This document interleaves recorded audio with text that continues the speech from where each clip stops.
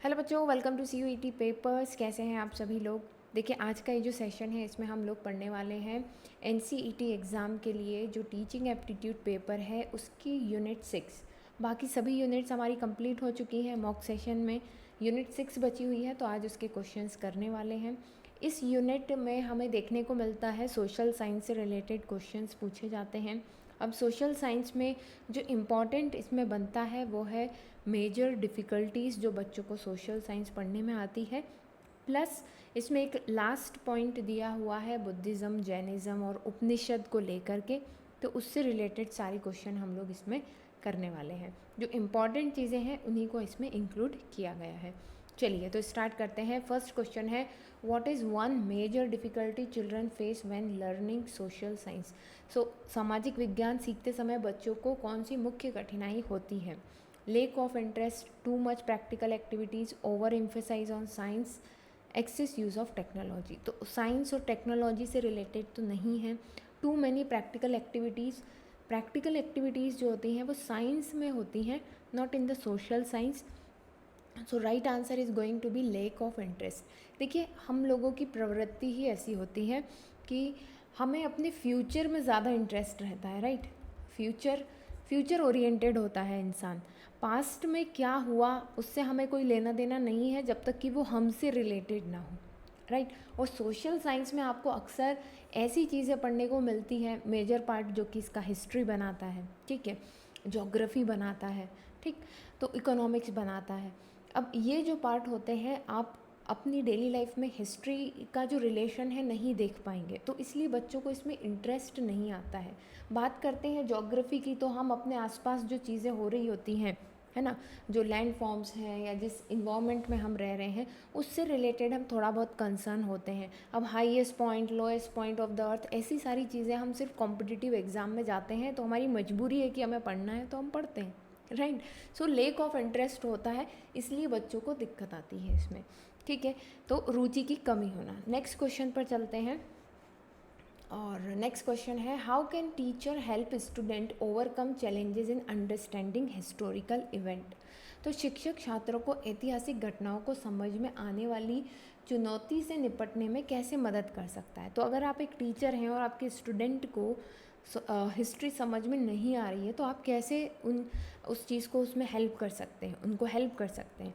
By using rot memorisation, क्या रट करके, तो ये तो सबसे गलत मेथड है, हमने पढ़ा है थ्योरी क्लासेस में। By targeting story telling techniques, क्या आप स्टोरी रिलेट करके सिखाएंगे। असाइनिंग मोर होमवर्क, क्या आप ज़्यादा होमवर्क देंगे। अवॉइडिंग डिस्कशन को अवॉइड करेंगे। तो ये दोनों ही ऑप्शन नहीं होंगे। अगर आपको कुछ हिस्टोरिकल चीज़ें या इवेंट बताना है बच्चों को तो उसको स्टोरी टेलिंग वे में आपको कहानी के रूप में उसको सुनाना होगा, ठीक है, इंटरेस्टिंग कहानी बनानी होगी, तब जा कर के बच्चे हिस्टोरिकल इवेंट्स को याद रख पाएंगे। Then which of the following is a key teaching of Buddha की टीचिंग इनमें से क्या है। Eightfold path, believe in multiple gods, ritual sacrifice, caste system. तो बुद्धिज़्म में हमने पढ़ा भी है, बुद्धिज़्म में जो मुक्ति का जो पाथ है वो किससे बताया गया है, 8 फोल्ड पाथ बताया गया है, अष्टांगिक मार्ग बताया गया है, ठीक है। आगे चलते हैं, what is a common challenge for student learning about Buddhas life. तो अगर आप बुद्धा के बारे में पढ़ रहे हैं तो स्टूडेंट को क्या चैलेंज उसमें आता है। बुद्ध के जीवन के बारे में सीखने वाले छात्रों को एक आम चुनौती क्या है, क्या उन्हें फेस करना पड़ती है problem. Complex geographical terms, abstract philosophical concept, mathematical calculation, technical scientific language. तो बुद्धिज़्म बताता है लाइफ के बारे में, है ना, जीवन के बारे में, संसार के बारे में, दुखों का क्या कारण है, दुखों से मुक्ति कैसे मिलेगी। तो ये सब बातें कैसी हो गई, दार्शनिक बातें, फिलोसॉफिकल कॉन्सेप्ट्स हैं ये सब, ठीक है। सो इसका सही आंसर क्या होगा, एब्स्ट्रैक्ट कॉन्सेप्ट समझने में बच्चों को दिक्कत आती है, अमूर्त दार्शनिक अवधारणाएं समझने में दिक्कत आती है। नेक्स्ट क्वेश्चन पर चलते हैं, which religious tradition did Jainism emerge from. तो जैनिज्म जो है किस धार्मिक परंपरा से उभरा है, ये आपसे पूछा जा रहा है। यहाँ पर हमारे सामने देखिए ऑप्शंस क्या क्या हैं। हमारे सामने ऑप्शन है क्रिश्चियनिटी, हिंदुइज़्म, इस्लाम, बुद्धिज़्म। तो जो जैन धर्म है वो हिंदू धर्म से उभरा है, ठीक है, Jainism. Then what teaching method can make the study of Jainism more engaging for children? सो कौन सी शिक्षण पद्धति बच्चों के लिए जैन धर्म के अध्ययन को अधिक रोचक बना सकती है? ठीक है, lectures, interactive activities, silent reading, written exam. तो कौन सी मेथड होगी जिससे आप जैनिज़्म जल्दी सीख जाएंगे, ये आपसे पूछा जा रहा है। या आप कह लें कि जैनिज़्म के अकॉर्डिंग कौन सी मेथड्स हो सकती हैं जिससे बच्चा जल्दी सीख जाए? तो that is a interactive method, संवादात्मक गतिविधियाँ। ठीक है, इंटरैक्टिव मेथड्स। और वैसे भी हमने पढ़ा ही है कि जितने ज़्यादा हमारे सेंसेस इन्वॉल्व होंगे, जितना ज़्यादा इंटरेक्शन होगा लर्निंग मटेरियल से हमारा, उतना ज़्यादा जल्दी हम सीखेंगे। Now who is founder of Jainism? Jainism के फाउंडर कौन हैं, ये आपसे पूछा जा रहा है। ऑप्शंस क्या क्या है आपके सामने? महावीरा, बुद्धा, कन्फ्यूशियस एंड सुकरात। सो हमें पता है महावीर इस जो है जैन धर्म के संस्थापक हैं। नेक्स्ट क्वेश्चन पर चलते हैं। Why do children often find the teaching of Upanishad challenging? Upanishad की जो टीचिंग है वो कॉम्प्लेक्स क्यों लगती है, कठिन क्यों लगती है? They are written in complex language, they are too short, they focus on practical skills, they involve advance mathematics. Obvious सी बात है, जो उपनिषद जो लिखे गए हैं, जिस भाषा में लिखे गए हैं, वो बहुत ज़्यादा जटिल है, कॉम्प्लेक्स है। ठीक है, इसलिए ये थोड़े कठिन लगते हैं सीखने में। चलिए next, which of the following is a primary concept of Upanishad? Upanishad का प्राइमरी कॉन्सेप्ट क्या है? कर्म और री इनकारनेशन, है ना, कर्म और पुनर्जन्म, औद्योगिकरण, इंडस्ट्रियलाइजेशन, पॉलिटिकल थ्योरी, राजनीतिक शास्त्र, मॉडर्न टेक्नोलॉजी, आधुनिक प्रौद्योगिकी। तो क्या है प्राइमरी कॉन्सेप्ट? क्या है प्राइमरी कॉन्सेप्ट? है कर्म और री इनकारनेशन, मतलब कि पुनर्जन्म। ठीक, सो फर्स्ट ऑप्शन जो है इसका सही आंसर होगा। नेक्स्ट क्वेश्चन है हमारे सामने, what role do teacher play in helping students understanding historical text from Upanishad? तो उपनिषदों से ऐतिहासिक ग्रंथों को समझने में छात्रों की मदद करने में शिक्षक की क्या भूमिका रहती है? Providing historical context, focus only on memorization, avoiding discussion, limiting the uses of resource। So obvious सी बात है, एक टीचर का काम क्या होता है? To develop the base, the context, कि भाई किस बारे में बात चल रही है, उसका बेस क्रिएट करना, राइट। सो कॉन्टेक्स्ट, संदर्भ प्रदान करना, यही टीचर का काम होता है। बाकी तो आपको जो घटना घट चुकी है हिस्टोरिकल इवेंट में वही बतानी है, बट आपको उसका बेस बनाना होता है ना, उसका इंट्रो बनाना होता है, या तो आप ये कह लें, ये कॉन्टेक्स्ट समझाना होता है कि क्यों हुआ था ऐसा, क्या क्या सिचुएशंस बनी थी, इस तरह। Then next, how can visualization technique assist children in learning social science? So visualization technique समाजशास्त्र सीखने में बच्चों को, या सामाजिक विज्ञान सीखने में बच्चों को किस तरफ से हेल्प करती है? By making abstract concept more tangible, by reducing content, by increasing memorization, by eliminating the need for reading। तो देखिए, रिड्यूस तो नहीं होता है कंटेंट, मेमोराइजेशन का इंक्रीमेंट इसमें नहीं होता है, इंक्रीज़ नहीं होता है, मेमोराइजेशन डिक्रीज़ हो जाता है। क्यों? क्योंकि हम विजुअलाइजेशन टेक्निक का यूज़ कर रहे हैं, जो कुछ भी हो रहा है आपके सामने होता हुआ दिखाई देता है। ठीक है, तो विजुअलाइजेशन में मतलब कि आपको वीडियो दिखाया जा रहा है, या फोटोग्राफ्स दिखाए जा रहे हैं, या कोई चार्ट दिखाया जा रहा है। ठीक, तो ये वाला भी नहीं होगा, नीड ऑफ रीडिंग को एलिमिनेट कर देता है, बिल्कुल नहीं। By making abstract concept more tangible, अमूर्त अवधारणाओं को अधिक मूर्त बना देता है। ठीक है, next, what is one way to address the difficulties students face with historical timeline? Okay, so use what is one way to address the difficulties students face with historical timeline? ऐतिहासिक समय सीमाओं के साथ छात्रों के सामने आने वाली कठिनाइयों को दूर करने का एक तरीका क्या है? तो अगर हमें बच्चों को कहना होता है कि भाई आप पानीपत का युद्ध 3 बार हुआ, तीनों के ईयर याद कर लो, ठीक है, तो ऐसे में ऑब्वियस सी बात है, हर किसी को डिफ़िकल्टी होगी, बच्चों को तो होगी ही। तो इसमें से क्या तरीका आप यूज़ कर सकते हैं? Use interactive timelines and maps, giving more writing assignment, reducing class discussion, focusing solely on textbook reading. तो ऑब्वियस सी बात है, इंटरेक्टिव और समय सीमा और मानचित्रों का उपयोग करके आप बच्चों के दिमाग में आप वो चीज़ बैठा सकते हैं। ठीक है, जहाँ पर डेट्स याद रखनी होती हैं वहाँ पर। Okay, what did Buddha advocate for in his teaching?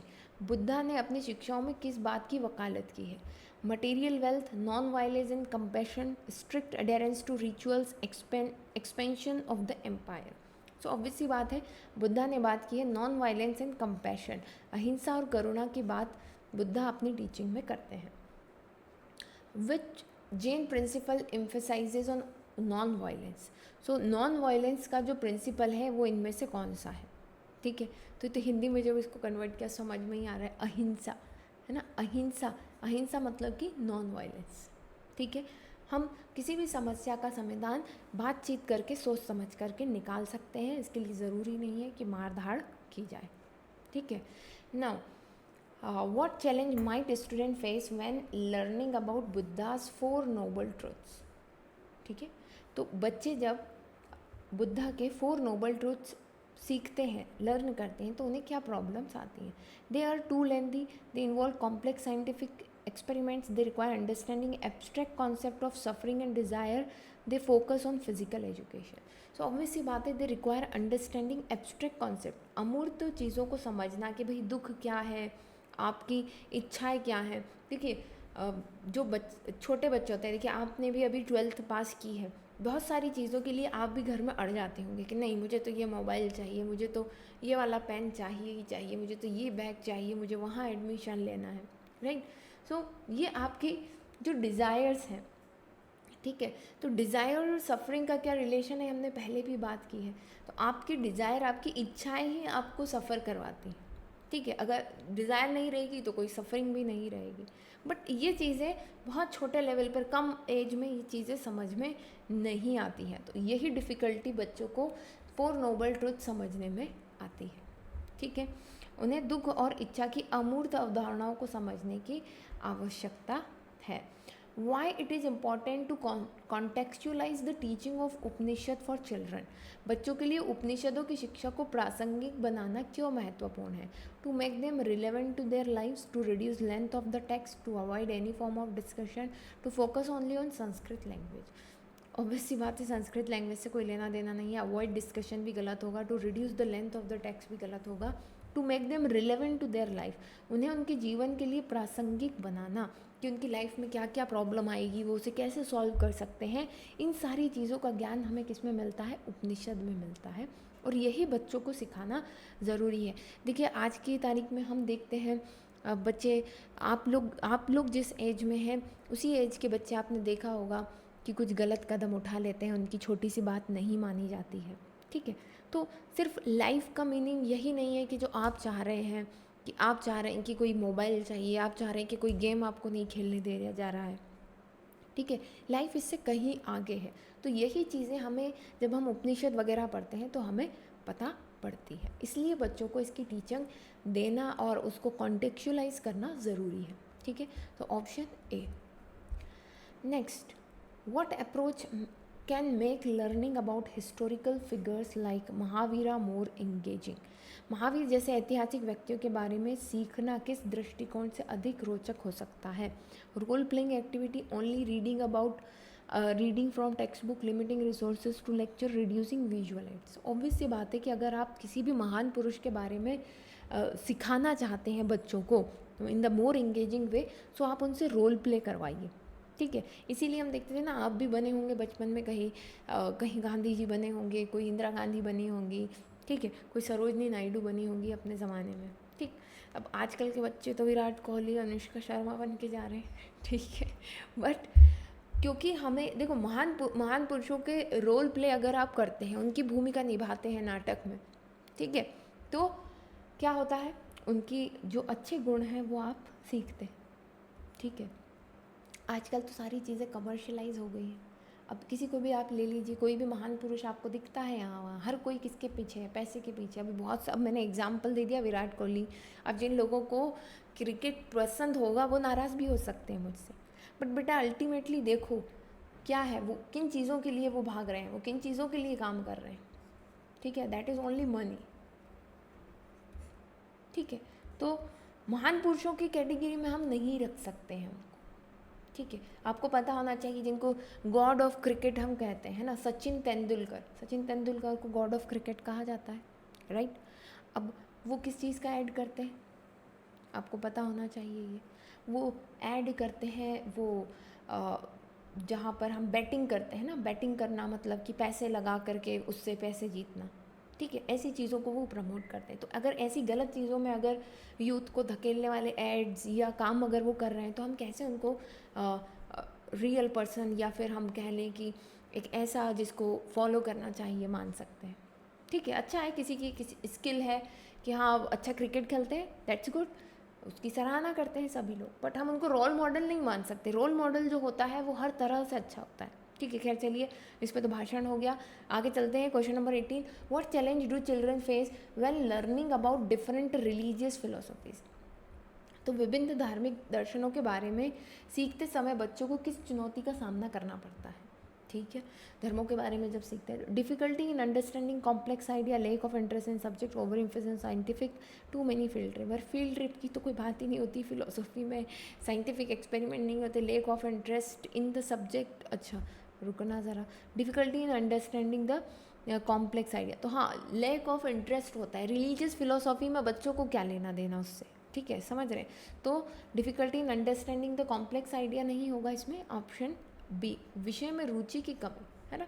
Philosophical बातें इतनी छोटी एज में, स्कूल एज में समझ में नहीं आती हैं, धीरे धीरे जब वो हमारी लाइफ को अफेक्ट करती है तब समझ में आती है। How can teachers help children understanding the moral teachings of Buddha.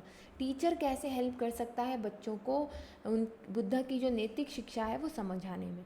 by using stories and real life example, by assigning more written tests, by focusing on specific explanation, by reducing classroom discussion। Obvious सी बात है, अगर बुद्धा की stories सुनाई जाएंगी, उनके real life example दिखाए जाएंगे, सुनाए जाएंगे, तो जो है बच्चों को ज़्यादा अच्छे से हम बुद्धा की जो मॉरल टीचिंग्स है वो सिखा पाएंगे।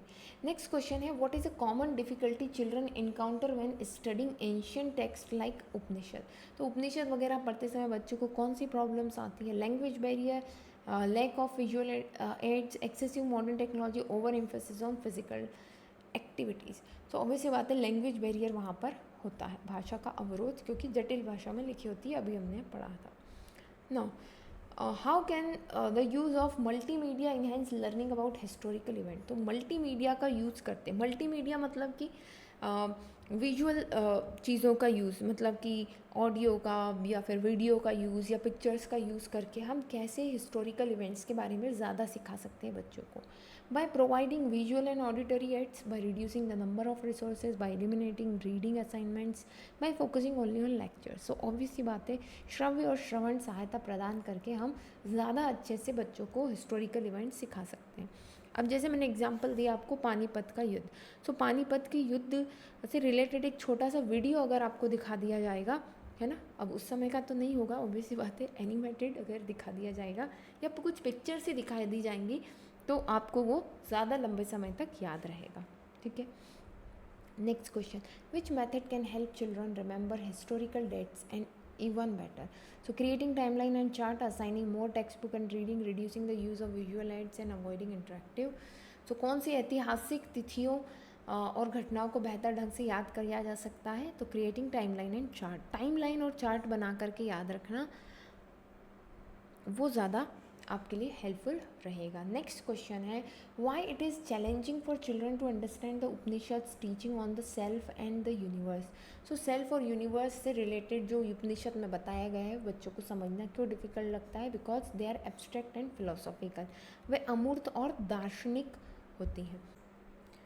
एंड द लास्ट क्वेश्चन है ये हमारे सेशन का, इसमें पूछा गया है, how can teachers address students difficulties with philosophical concept in Upanishad, by breaking down concept into the simpler ideas, by focusing on rote memorization, by reducing the amount of reading, by avoiding discussion। So obviously बात है, by breaking down concept into simpler ideas, ये जो है इसका सही answer होगा, अवधारणाओं को सरल विचारों में तोड़ना।